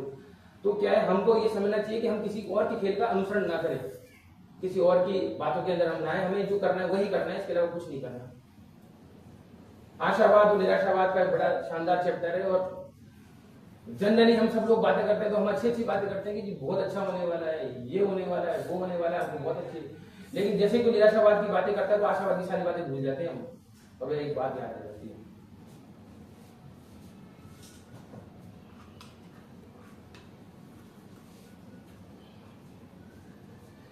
दिसंबर 29 2008 के अंदर वॉल स्ट्रीट जर्नल के अंदर अखबार था ये, उसके अंदर एक लेख आया 2008 में बाजार क्रैश हुआ, 2010 के अंदर एक लेख आया। उस लेख में क्या लिखा था कि अगले 2-3 साल के अंदर अमेरिका के 6 टुकड़े हो जाएंगे, अलास्का रशिया में चले जाएगा, छोटे मोटे देशों को बड़े देश कैप्चर कर लेंगे और इकोनॉमी छोटे मोटे देशों की तो खत्म ही हो जाएगी, वो तो कुछ नहीं होगा। इस तरह का बहुत बड़ा आर्टिकल आया और लोगों ने बहुत पसंद करा उसको, बोले क्या आर्टिकल लिखा है, वाह ऐसा ही होने वाला है। क्योंकि उस वक्त निराशावाद का माहौल चल रहा था, रिसेशन चल रहा था उस वक्त। लोगों ने पूरा अखबार पढ़ा, अखबार की कटिंग ली और बोला क्या लेखक ने लिखा है इसके अंदर, मजा आ गया। और अमेरिका के 6 टुकड़े होने वाले हैं, रशिया ये कर लेगा, चाइना ये कर लेगा, इस तरह की बातें उसमें नकारात्मक बातें लिखी हुई थी। इस दुनिया के अंदर जितनी भी भविष्यवाणी हुई है सारी नकारात्मक हुई है, एक भी ऐसी भविष्यवाणी नहीं हुई जो सकारात्मक पॉजिटिवनेस के साथ उसका नहीं हो गया। मुझे आज भी याद है, मैं छोटा था 1999 के अंदर जब 2000 बदला ना, तो सारे लोग हम छत पे खड़े थे, पूरे हमारे गली गली मोहल्ले छत पे खड़े थे और देख रहे थे कि 1999 से ये 2000 वाला जो है ना ये कंप्यूटर में नहीं है। और उस वक्त एक वायरस आया था जिसको Y2K बोलते थे। आप भी छत पे थे, सारी दुनिया छत पे थी उस वक्त और देख रही थी कि क्योंकि उन्होंने कहा था कि कंप्यूटर में 2000 की गणना है ही नहीं। और हम आपस में बात कर रहे थे कि देखो क्या होने वाला है, क्या होने वाला है, कुछ नहीं हुआ। लेकिन एक नकारात्मक भविष्यवाणी ने पूरे जयपुर को छत पे लाके खड़ा कर दिया और बोले ये होने वाला है। भविष्यवाणी हमेशा नकारात्मक होती है लेकिन लंबे समय तक याद रखी जाती है। 1946 में जापान में भीषण अकाल पड़ा और उस अकाल के अंदर खाने के लाले पड़ गए। उस वक्त अगर एक व्यक्ति ये लिखता है कि 20 साल बाद जापान की इकोनॉमी दुनिया की दूसरी सबसे बड़ी इकोनॉमी बनेगी और हम दुनिया के अंदर टेक्नोलॉजी के ऊपर राज करेंगे, तो उसको बोलते इसका इलाज कराओ फटाफट, ये पागल हो गया, यहाँ खाने के लिए पैसे नहीं है। लेकिन इन दोनों बातों में से सत्य बात कौन सी हुई? ये वाली। लेकिन लोगों को आशावाद पसंद नहीं है। आशावाद से ज्यादा निराशावाद हमें अच्छे से सुनाई देता है। और मैं अगर यहाँ पे आज खड़ा होकर आपको ये बता दूं कि मॉर्गन हाउसेन ने क्या भविष्यवाणी करी है, तो ये सारी किताबें आप भूल जाओगे और उसकी भविष्यवाणी याद रहेगी आपको। इसलिए मैं 1 to 1 बताऊंगा आपको भविष्यवाणी क्या करी। आप चाहो तो मैं बता सकता हूँ, बताइए बता। मॉर्गन हाउसेन ने अपनी किताब के अंदर लिखा कि सन 1800 के अंदर जो रिसेशन आते थे वो 2 से 2.5 साल के आते थे। 2.5 साल के एवरेज रिसेशन आते थे, 2.5 साल के अंदर मंदी आ जाती थी उसको। इन्होंने कहा कि 19वीं शताब्दी के अंदर रिसेशन का टाइम पीरियड बढ़ा और ये एवरेज हो गया 3 से 3.5 साल के अंदर मंदियां आने लगी दुनिया के अंदर। 18 शताब्दी में 2.5 साल और फिर 3 साल के अंदर ये कन्वर्ट हुई। इन्होंने लिखा कि 20वीं शताब्दी के अंदर ये मंदी जो है ना ये 5 से 6 साल के एवरेज में आने लगी। ऐसा ही होता था सर, 5 से 6 साल के अंदर एवरेज में आने लगी। और फिर इन्होंने कहा 21वीं शताब्दी के अंदर मंदी आएगी 8 से 10 साल के अंदर। आज 21वीं शताब्दी चल रही है और लास्ट मंदी कब आई थी? 2008 में। कितने साल हो गए? 2010 में आ जानी चाहिए थी, लेकिन इनका कहना है कि मंदी के कगार पर हम खड़े हैं, ऐसा ये कह रहे हैं। भविष्यवाणी उन्होंने करी, देखो कितनी सत्य होती है। मैं तो चाहता हूँ 2000 की तरह ही निकाल दे। मौसम विज्ञान और वित्तीय अर्थव्यवस्था, देखो ये क्या कहती है। अगर फ्लोरिडा के अंदर तूफान आ जाए तो 92% जो अमेरिकन है उनके ऊपर कोई प्रभाव नहीं पड़ेगा, जहां तूफान आया वही प्रभाव पड़ेगा। लेकिन अगर अमेरिकन अर्थव्यवस्था को कुछ होता है तो पूरी दुनिया के ऊपर फर्क पड़ता है। सही बात। मैं इसको थोड़ा कटाक्ष में ले लेता हूं कि अमेरिका को अगर जुकाम लग जाती है तो भारत को बुखार चढ़ जाता है, क्योंकि हम जुड़े हुए हैं। और किसी दिन गलती से अगर अमेरिका वेंटिलेटर पे चले गया तो मैं ये तो नहीं कह सकता कि भारत का क्या होगा। मैं आपको हरिद्वार के अंदर मिलूंगा, हर की बेड़ी में बैठा हुआ और कहूंगा जी लाओ शर्मा जी आपके 2 लाख है, इसको विसर्जित कर दो, ओम स्वाहा। इतना हम कनेक्टेड है। और हम मेरा समझाने का मतलब ये है कि क्या तो प्लानिंग करेंगे हम, जुकाम बुखार उसको, ये तकलीफ हमको, आगे ये बहुत गहरी बात बताते हैं। 1929 के अंदर ग्रेट डिप्रेशन नामक महामंदी आई अमेरिका के अंदर, और इन ऑथर ने एक रिसर्च करी किताबों के माध्यम से कि 2.5% लोगों ने निवेश किया था अमेरिका के अंदर, सजा मिली 100% लोगों को, वेतन भत्ते काट लिए गए, लोगों के ऊपर टैक्स बढ़ा दिया गया। अब मान लीजिए किसी व्यक्ति ने निवेश किया ही नहीं, डीमेट अकाउंट खोला ही नहीं, म्यूचुअल फंड का खाता खोला ही नहीं, उसको भी सजा दे दी। बोले तेरी चल कसम। क्यों? अर्थव्यवस्था इसी प्रकार से होती है, हम चाहे निवेश करें चाहे नहीं करें, इम्पैक्ट सारे सब लोगों के ऊपर पड़ता है।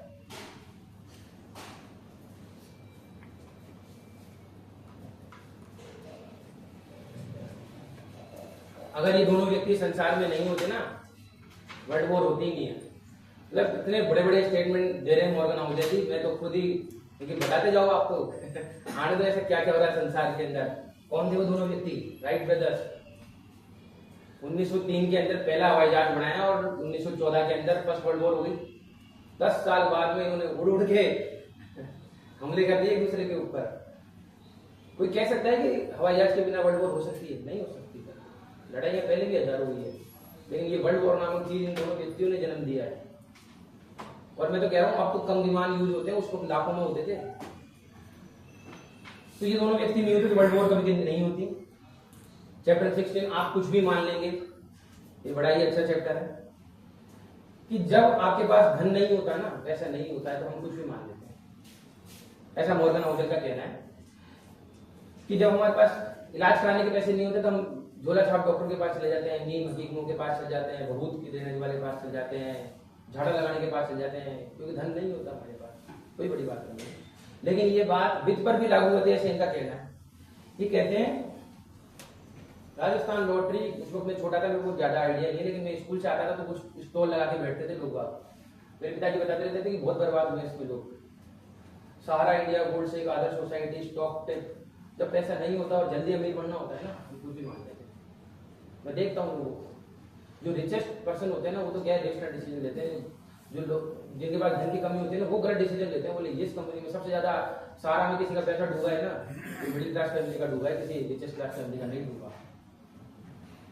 मैं और मेरी 5 साल की बिटिया यहाँ बैठे, तो जब किसी का फोन आता है, सुरेंद्र जी का फोन आया मेरे पास में, बोले क्या लगता है बाजार, क्या लगता है, और मैं तुरंत तैयार करता हूँ कि देखो सर 2025 के अंदर जैसा हुआ था ना, 2026 भी वैसा ही जाएगा, कोई ज्यादा उम्मीद नहीं लग रही मेरे को।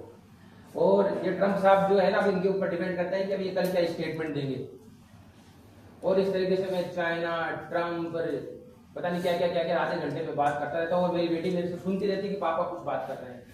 और जब मैं फोन काटता हूँ 25 मिनट बाद में, तो बेटिया को इतना सा ज्ञान मिलता है कि इससे पापा को कुछ मिलने वाला है, और शाम को चॉकलेट आएगी इससे शाम को चॉकलेट आएगी। और ये जो 5 साल की बिटिया की नॉलेज है ना, यही शेयर मार्केट के आगे हमारी नॉलेज होती है। इतना बड़ा बाजार, राइट ब्रदर्स, एडोल्फ हिटलर, है ना, पता नहीं आज प्रेजेंटेशन हम दे रहे हैं और कहाँ एडोल्फ हिटलर का जन्म हो जाए, 25 साल के पानी के बाद वो बम फोड़ दे। समुद्र जैसी से भी विशाल ये बाजार और चम्मच जैसी हमारी नॉलेज इसके सामने हम सोचते हैं। लेकिन जब भी हम फिर बाजार को शाम को बंद करते हैं तो हमको लगता है कि हाँ 15% का विंडो आएगा, जैसे शाम को चॉकलेट मिलेगी। इस बाजार के आगे हम कुछ नहीं है। अब सब साथ में अब कंक्लूजन कर देते हैं कि हमने अब तक जो सीखा पहली प्रेजेंटेशन और दूसरी प्रेजेंटेशन के अंदर, कि हम जितना कम अहंकार रखेंगे उतनी ज्यादा हमारी संपत्ति बनेगी, और जितना ज्यादा अहंकार रखेंगे उतनी कम संपत्ति। 1 लाख रुपए तनख्वाह है, लोगों को बता दो 50,000 है, संपत्ति बढ़ना चालू हो जाएगी। 1 लाख तनख्वाह है और लोगों को बता दो 5 लाख रुपए है, कभी संपत्ति लोन लेना चालू कर दोगे और फिर लोन के डर हम फंस जाएंगे। ऐसा ये किताब कहती है।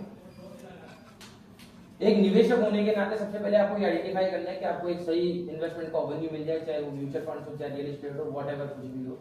और जब एक बार सही एवेन्यूज आपके पास मिल जाता है तो आपके हाथ में समय की परिधि को बढ़ाने के अलावा और कोई ज्यादा विशेष शक्तियां भगवान ने हमको नहीं दी। अच्छा एवेन्यू, सही रिटर्न आ रहा है, बस आप खींचे जाओ उसको, जितना लंबा हम 25 साल 20 साल 30 साल निकाल सकते हैं, परिधि को बढ़ाते रहो। इसके अलावा कोई विशेष शक्ति दे रखी भगवान ने? कभी नहीं दे रखी। संपत्ति का प्रयोग अपनी आजादी के लिए करो, कोई भी भौतिकवाद की वस्तु हमें उतनी खुशी नहीं देगी। जितनी आजादी है मुझे। मॉर्गन हाउसल कहते हैं जोखिम लेना जरूरी है क्योंकि उससे प्रतिफल यानी रिटर्न मिलता है, लेकिन विनाशकारी जोखिम कि रिटायरमेंट का सारा ही पैसे लगा दिया आदर्श के अंदर। हुआ है ऐसा जोधपुर के अंदर, मेरे एक जानकार था, सारा ही लगा दिया, उसके बाद में फिर खेल खत्म। विनाशकारी जोखिम कभी मत करो आप, डाइवर्सिफिकेशन करके चलो, कम रिटर्न आ जाए 12 की जगह 11 आ जाए, क्या फर्क पड़ता है। और ये है मिस्टर मॉर्गन हाउसल जिनकी हमने किताब पढ़ी, मैंने आप सब लोगों को बताया। और ये मेरे को जब मैं सारे चैप्टर पढ़ने के बाद में ये चैप्टर आया तो मुझे लगा वाह मेरी तपस्या सफल हुई। अब ये कह रहे हैं मेरी खुद की संपत्ति में कैसे मैनेज करता हूँ आप लोगों को बताऊंगा। मैं बोला अब मुझे ब्रह्म ज्ञान मिलने वाला, अब ये बताएंगे मेरे को कि संपत्ति कैसे मैनेज करता हूँ, मैं लोगों को बताऊंगा मेरी खुद की धन संपत्ति का मनोविज्ञान। चार्ली मुंगेर ने कहा कि मेरा लक्ष्य कभी धनवान होना था ही नहीं। मतलब राइट हैंड बोल दो उनकी, वॉरेन बफेट के कह रहे हैं मेरा लक्ष्य धनवान होना कभी था ही नहीं, मेरा लक्ष्य तो था बस आजाद होना। मैं अपने परिवार के साथ में आजादी के साथ बिताना चाहता था। मॉर्गन हाउसल कह रहे हैं मैं और मेरी पत्नी निवेश के हर फैसले आजादी को ध्यान में रखकर लेते हैं कि हम जो कर रहे हैं आजाद उससे आजाद होंगे कि नहीं होंगे। एक महंगी कार लेकर उसकी ईएमआई चुकाने से ज्यादा अच्छा है हम दोनों को जो पसंद आता है पहाड़ों पर बैठना या समुद्र के किनारे बैठना घंटों तक।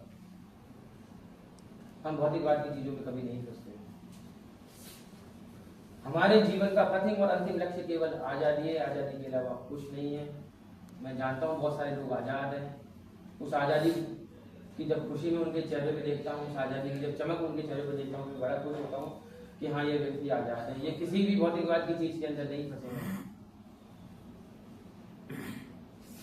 अंत में ये कहते हैं कि लोग मुझे गलत समझ सकते हैं, लेकिन मैंने अपने आप को उस रेस से बाहर निकाल लिया जिसमें मुझे जल्दी अमीर होना था।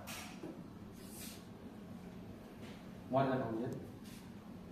अंत में मैं कहानी के साथ में ये प्रेजेंटेशन कार्यक्रम खत्म करूंगा। एक कहानी है आपकी और हमारी, उस कहानी के किरदार के अंदर आप हो, मैं हूं, हम सब यहाँ पर, आप भी हो। कहानी शुरू होती है, धाएं करके एक बंदूक की गोली चलती है और उस बंदूक की गोली चलने के बाद में एक रेस होती है, रेस कोर्स होता है, उसमें 15 प्रतिभागी होते हैं, वह दौड़ना प्रारंभ कर देते हैं। और जब वह दौड़ना प्रारंभ कर देते हैं तो 14 लोग उसके अंदर से लगातार दौड़ते हैं। उसमें एक लड़का होता है, एक व्यक्ति होता है आप जैसा और हमारे जैसा। उसको एक विशेष करके एक बीमारी होती है, वह दौड़ता है और 15-20 कदम के बाद में वह धड़ाम से गिर जाता है और फिर से उठता है, फिर से दौड़ना प्रारंभ करता है, फिर से धड़ाम से गिर जाता है। उसके अंदर दर्शक दीर्घा के अंदर से लोग बैठे रहते हैं, लेकिन नियम ये होता है कि कोई भी व्यक्ति दर्शक दीर्घा में से आके किसी की मदद नहीं करेगा। और उस रेस के अंदर प्रथम और अंतिम का कोई नियम नहीं होता। उस रेस के अंदर नियम होता है कि आप बस फिनिश लाइन को पूरा कर जाओ, आप जीत जाओगे। वह लड़का गिरता है, उसके चोट लगती है और चोट लगने के बाद फिर से खड़ा होता है और फिर से दौड़ता है। सैकड़ों बार वह लड़का गिरता है, उसकी चोट लगती है, खून पसीने से वह मिट्टी से लथपथ हो जाता है, लेकिन वह अपनी हार नहीं मानता और फिर से दौड़ना प्रारंभ कर देता है। दर्शक दीर्घा के अंदर बैठे हुए सारे लोग उस लड़के को देख रहे होते हैं।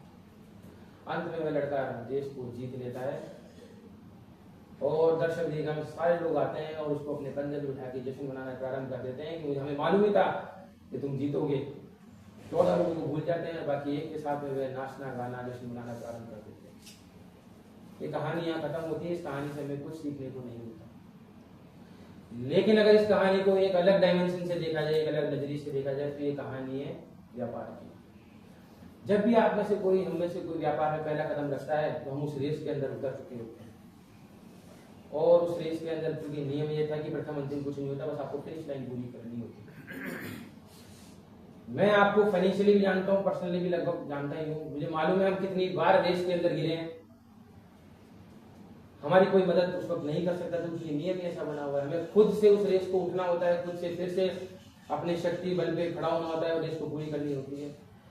सैकड़ों बार हम में से लोग हम गिरे हैं, फिर खड़े हुए हैं, फिर गिरे हैं, फिर खड़े हैं और अंत के अंदर आज हम सब लोग यहाँ बैठे हुए हैं, ये वह लोग हैं जिन्होंने ये रेस पूरी कर दी है और हम लोग जश्न मना रहे हैं। मैं चाहता हूँ हम सब लोग जो जीत चुके हैं ये रेस, हम सब लोग अपने लिए ताली हो जाए।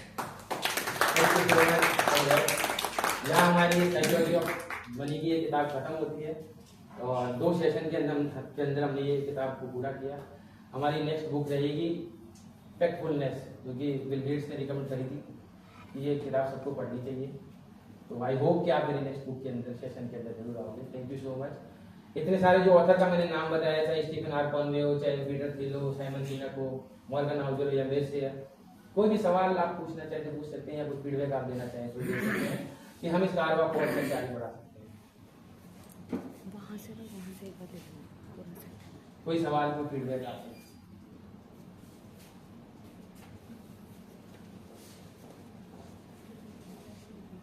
हाँ, कॉफी हम रिपीट कर लेते हैं, एक और बैठते हैं आराम से, बोल दो coffee. Thank you so much for that. और कोई भी विशेष सवाल कोई आपको